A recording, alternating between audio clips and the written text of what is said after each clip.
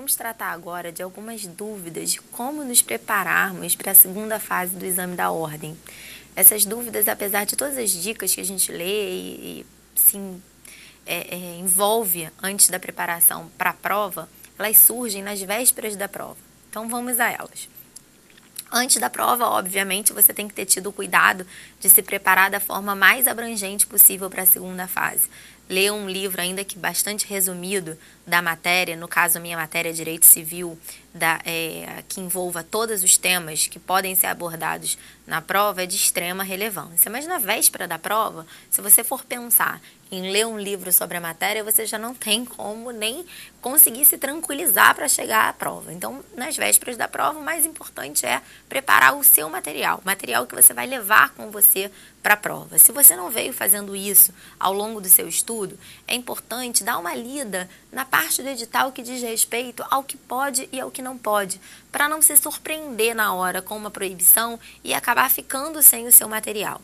Então, o que é permitido na segunda fase da ordem é a legislação seca, ou seja, a legislação sem comentários, sem anotações, e isso tanto comentários e anotações feitas pelo autor da obra, como comentários e anotações feitas por nós mesmos. E aí o aluno, quando se depara com essa proibição, a primeira dúvida é: e as minhas remissões? E aquelas marcações que eu fiz no código durante o meu período de estudo? Essas marcações, se forem feitas respeitando determinadas regras, elas são lícitas, elas são possíveis. Então, utilizar marcadores de texto, grifos coloridos, setas, riscos, isso pode ser feito, isso é permitido. Então, a utilização de marca-texto, a utilização de outras marcações, como envolver um artigo, como sublinhar uma determinada expressão, isso é possível e é recomendável que vocês façam. Remissões também são possíveis, mas tem que ter muito cuidado com a remissão, porque a remissão, muitas vezes o aluno fala assim: não, mas é só para eu lembrar. A remissão ela não pode ter nenhum tipo de palavra escrita, nem sequer uma sigla que nos remeta a um princípio, que nos remeta a uma determinada norma doutrinária ou posicionamento doutrinário. Mas é permitida a remissão de artigo de lei.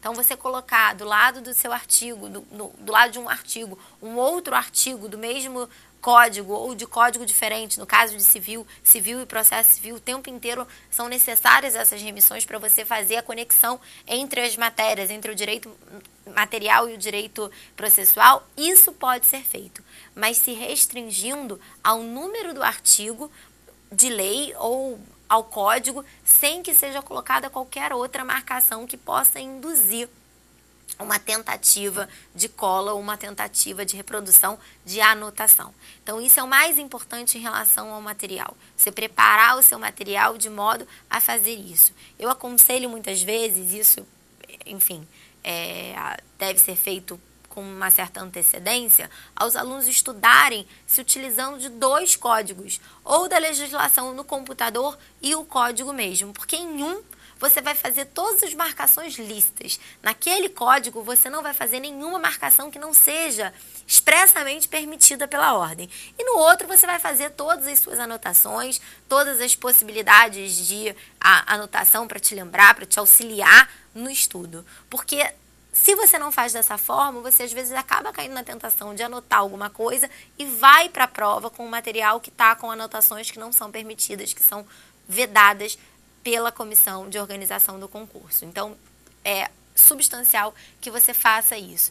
E em relação a uma preparação mais lenta, uma preparação mais aprofundada, em relação ao material doutrinário a se utilizar, eu recomendo que, ainda que você vá se aprofundar em livros mais dedicados a esse ou aquele tema, em autores que se utilizam de coleções em 7, 8 volumes do Direito Civil, é de extrema importância que o aluno leia uma obra que seja compacta. Porque muitas vezes o tempo que você vai utilizar para ler todo um material que seja aprofundado sobre o assunto, ler um autor que divida o seu conteúdo em 7, 8 volumes, vai fazer com que você se esqueça de uma abordagem mais geral da matéria. Então, além de você fazer essa preparação mais detalhada e aprofundada do tema, é importante ler um material compacto. Qualquer autor que trate do tema em um único volume, em um único livro, para que seja possível uma leitura rápida que te remeta efetivamente ao tratamento simples daquela matéria.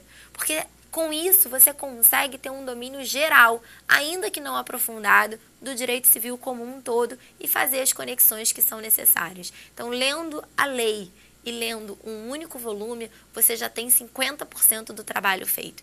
E aí você vai para as obras mais complexas, para as obras mais aprofundadas, para tirar as suas dúvidas, para aprofundar os temas que sejam de maior relevância. Eu acho que para o início da vida profissional e principalmente para a aprovação do exame de ordem, esse é um primeiro passo fundamental.